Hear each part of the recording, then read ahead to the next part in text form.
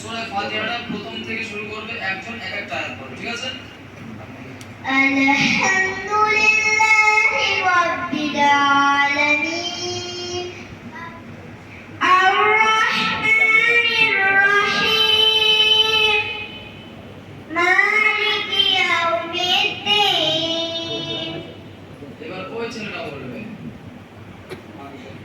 ইয়্যাকা না'বুদু ওয়া ইয়্যাকা নাস্তাঈন ইহদিনাস সিরাতাল মুস্তাকিম সিরাতাল লাযীনা আন'আমতা আলাইহিম গায়রিল মাগদুবি আলাইহিম ওয়ালাদ-দাল্লিন।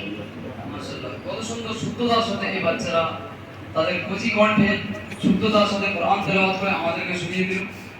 আমরা ইতিপূর্বে হয়তো দেখছি, যারা আজ নতুন আমরা দেখছি, আমরা 50-60 বছর ধরে দেখছি মক্তব চলছে, কিন্তু মক্তব থেকে এরকম সুন্দর একটা রেজাল্ট পাওয়া এটা সম্ভব হয়নি। যারা ওলামায়ে কেরাম রয়েছেন তারা বুঝতে পারছেন কতটা শুদ্ধতার সাথে এই বাচ্চারা পড়েছে সূরা ফাতিহাটা। এই শুদ্ধতা আমাদের বয়সে যারা বয়স্ক মানুষ হয়ে গেছে, এই শুদ্ধতা হয়তো আমাদেরও নেই। এই বাচ্চারা নতুন, এরা বাল্যকালে এদের পড়ার সময় পড়ছে, যার কারণে এদের শুদ্ধতাটা খুব সহজে চলে আসছে। আর বয়স্ক মানুষ তাদের জন্য সুন্দর সুব্যবস্থা আছে, কিন্তু সেই শুদ্ধতা তাদের হয়তো নাও আসতে পারে, কারণ আমরা ছোটবেলায় এই সুন্দর পরিকাঠামো পাইনি।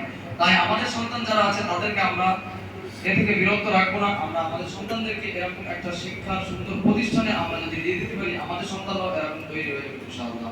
আচ্ছা, এই বাচ্চাদেরকে 40টি দোয়া, 13টি অনুশীলনের সুন্নত এই বাচ্চাদেরকে শেখানো হয় এবং তার সাথে সাথে 40টি হাদিস বাচ্চাদেরকে 5টি শিরোনামের অধীনে অর্থ সহ মুখস্থ করানো হয়।